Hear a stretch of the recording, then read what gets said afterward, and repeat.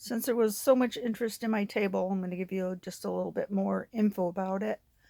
This is 1-inch pipe, and this is, of course, the 1-inch female to female elbow. There, on the table itself, there is a 1-inch floor flange, and I had to get a 1-inch nipple to go in between the two,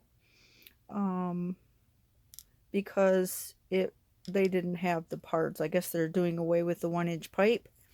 I did watch a video on how to do this, but I did change the way they made it, and I'll tell you a little bit more about that. And then there is another female to female elbow here, 1-inch pipe. I made a mistake thinking I could get away with not using a better brace at the bottom, so that part is coming. This slides into a 1 1/4 inch pipe, but I realized that because the top of the table weighs 14 pounds, I do need very, very sturdy. So there is a part that I got, and I will show you that later, that actually is an oblong floor flange that butts up against the edge of this couch here. So it can get flush with the side of the bed. So let me show you the part of the top of the table that makes this that much more sturdy. This was the table that I had originally done, and it went between two typical RV dinette seats. The other one had been broken, looked like it was just the chipboard stuff on those legs that fit into a post, 2 of them, and I didn't want to go out and buy all new stuff. I wanted to use this, and so I'm going to sand it down and redo. I did this wave resin thing, and I never liked it.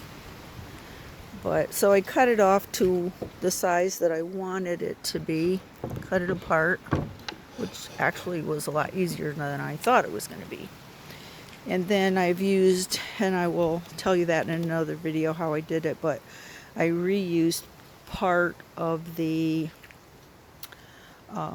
legs from it to make it more sturdy, because I had heard these tables are not that sturdy and that they don't hold that much weight, and I really did want a table that would hold that much weight. So that being said, I have these that I had bought a long time ago that I have put my sculptures on, and kids always have a lot of fun with these. They hold a lot of weight. I think between 300 and 600 pounds, I think. So I also have clay in them, and I've had to grease them up, but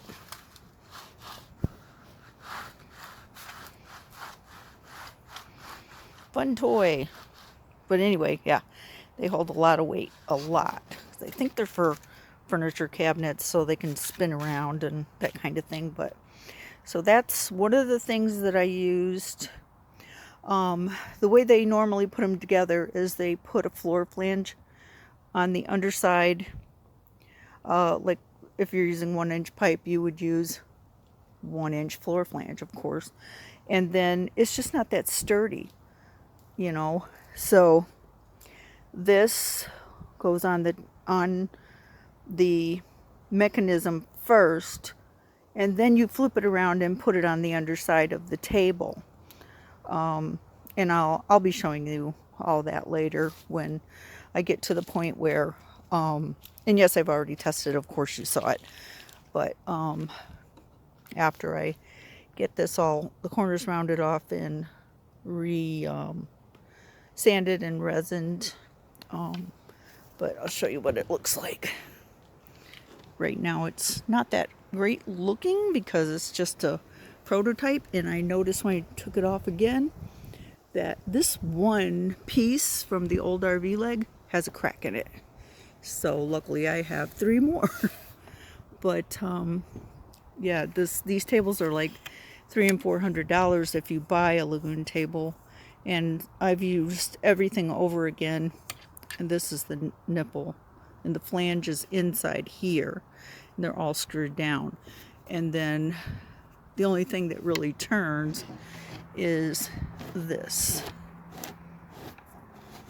That's what's turning the table, and it has ball bearings on the inside of here.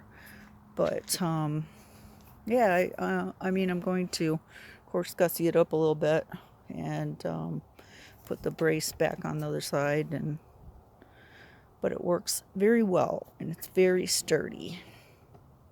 So far that's what I'm doing, and I'll have to show you how I put that together because it was a little tricky. All right, please like and subscribe because this helps me out a lot, and if I get enough, then I will definitely show the whole table being made. Thank you.